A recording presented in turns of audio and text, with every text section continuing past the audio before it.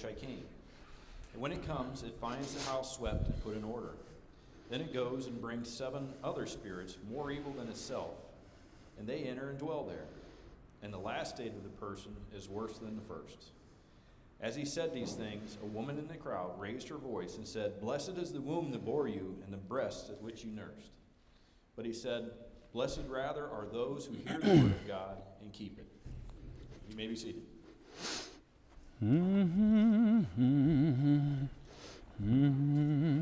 How we doing?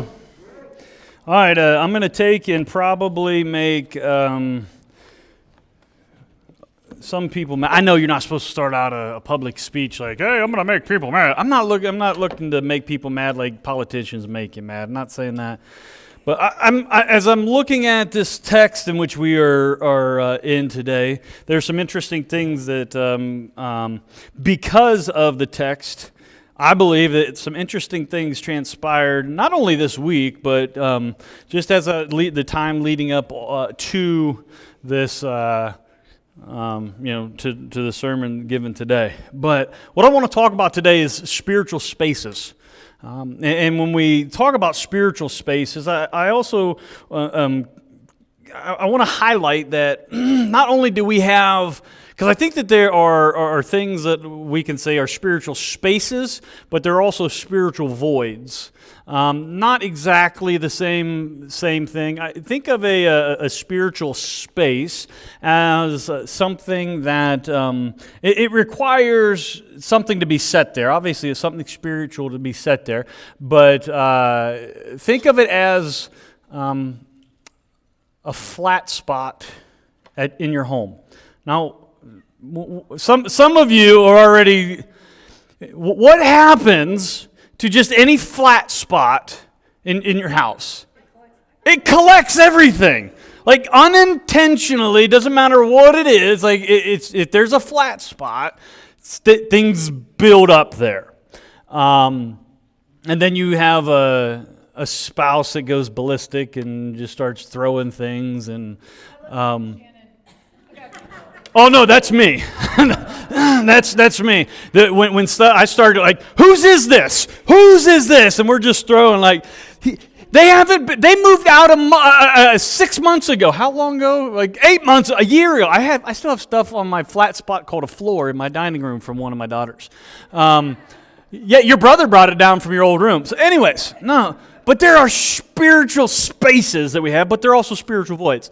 Now, when I talk about that, I think that both are very important to us as believers, or really, they're really important to us as humans. Because we were all, and I want to talk about this in a second, a minute maybe, or a couple minutes. I don't want to lie to you. But there is a spiritual void that only God can fill. And I fully believe that, and we're going to chat about that. But I also believe there are spiritual spaces in our life that we, and I love how Pastor Kurt talked about the spiritual disciplines. He touched on that in the call to worship. There are things that are called spiritual disciplines that help us so we can fill spiritual spaces within inside of our life. Disciplines like reading the Bible and coming to church and praying and giving and fasting and, many different spiritual disciplines. But the reality is that we have all of these spaces within inside of us. And if we were to talk to other people about spiritual things, you'll find that other people have spiritual spaces. And really, you'll find out more people than not have this spiritual void inside of them that they're trying to figure out what fills this void. And I won't go into great detail, but Shannon and I were somewhere this week and had some really interesting conversations with some individuals that are just like, they're searching. Like they're into a whole lot of different type of religious activities, but they're searching for what is the truth. And they're searching for this satisfaction or this fill to this hole in which they have inside of them. Well, in that, and because we're going to be going through this text here in Luke 11, it really makes me think about not only do we have people all around us that have spaces that are inside that need to be filled, we do. So now I'm alluding to a God-shaped hole. You guys have all heard that, like, everybody is created with this God-shaped hole that only God could fill, right? That's the spiritual void that I want to chat about. But I don't want to chat about that yet, because I think that there are these other spiritual spaces that we need to be aware of, and then we go into the void, and then we're going to come back to the spaces. So do you want me to write that down? That's why I have a whiteboard, just so we can make sure. Actually, I was waiting for Jake to draw pictures on here. A tree, or we can play hangman. But happy tree. Oh yeah, happy anniversary, 10th anniversary to Jake and Teresa. Woo! Yes, absolutely. But what I want us to do is just kind of, we're going to look at the text, we're going to bounce over here to these voids, and we're going to come back to spaces, because I would gather, just because knowing most of everybody in this room and not knowing everybody online, don't know yet, but most everybody in this room, I would agree or think that we have the void aspect down. Like there's more than not saying there isn't, but more than not, there's believers in here that have put their faith or trust in Jesus Christ, so that void by God has been filled. So I want to talk about that in a second, but I want to talk about these spiritual spaces, because I think every single one of you in here, all of us, have these spaces in our life we're trying to fill, but I don't know if we're trying to fill them with the right things. And I'm not saying that you're, you're the devil. Bobby Boucher's mama would probably say that. But this is our big idea. Spiritual voids must be filled with the right spiritual things. And I think that we can also put in there spiritual spaces must be filled with the right spiritual things. In our society, our world around us, this word spiritual gets thrown around a lot, right? Oh, I'm spiritual. Well, okay, yeah, but you believe in unicorns and wizards. And trolls. No witches, though. Oh my. Noah is full of it today. They steal your socks. No, I don't know if those are trolls or only the left one. It might be your cat. I don't know. But before we talk about the troll-stealing demon cats, or this, well, however, let's talk about our passage here and talk about real demons.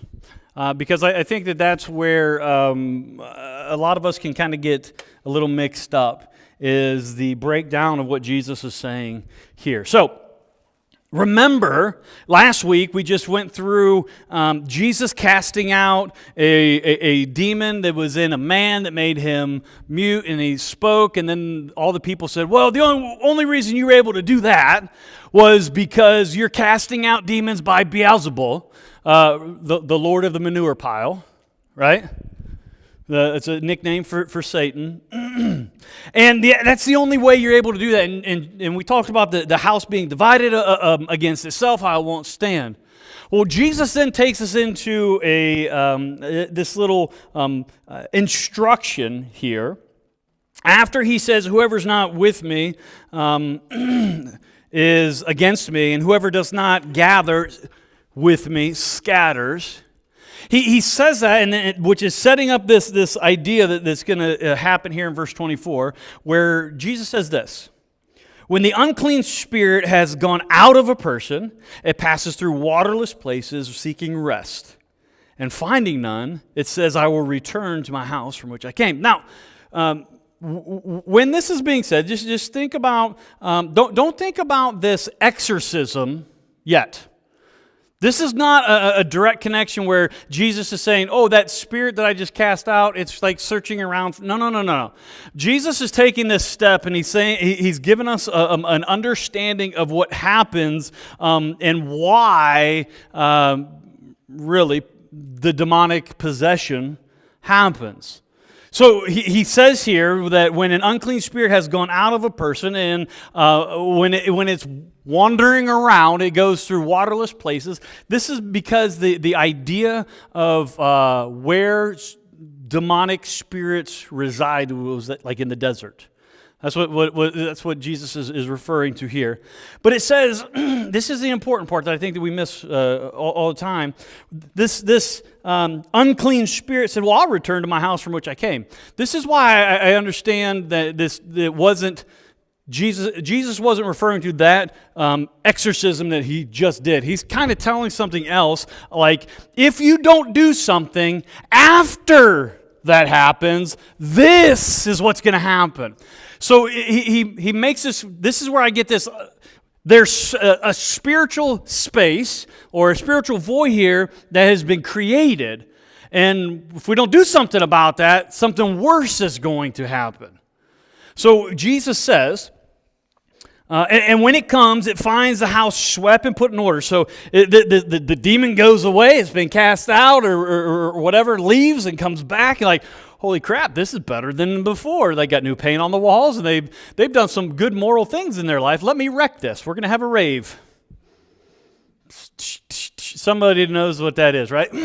But, so it says that they bring 7 more demons, more evil than themselves. So I've been asked the question, are there different ranks of demons? Well, there obviously are, because there can be those that are more evil than this other one, so there must be some hierarchy in the demonic realm. I'm not a big demonology individual, but I do believe that they're real, and if we don't address them properly, bad things can happen. And this is what Jesus is saying. Jesus is saying here that when it goes out and it brings back 7 other spirits, even more evil than itself, and enter and dwell there, and the last state of the person was worse than the first. Now, in the translation that we use here, the ESV, it has a split here in this paragraph before it goes into verse 27. But I don't think there really should be a split here. I think that this is part of this conversation, because when you have a conversation that's real and it gets a little bit uncomfortable and you're saying, well, wait a second, if you profess this or if you give up this, I'm going to give up, I don't know, I'll use something. I'm going to give up my addiction to caramel pecan ice cream that only has 5 net carbs in it per pint. It is amazing. Anyways, I'm gonna give up that. So if I give something up, well, I just can't give it up. You got to replace it with something, because it's this whole, like, if you don't, and I know I've had people in my life, maybe some of you here have done this, where they're smokers their whole life. My uncle was this way, like he's a smoker his whole life, and then he gives up smoking and he starts eating and he just goes. Right? Well, I give up this, but no, you can't trade one thing for another. But there is something that has to fill the void. There is something that needs, but it's got to be the right thing. Jesus is saying here that the last state of this person is worse than the first state of this person, because when the demon was gone, and there could have been some morality that took place, some things here that took place that maybe this individual appeared to be good, but there was nothing filled. Well, when we're talking about things like that, and we talk a little bit about I get that. That could be me.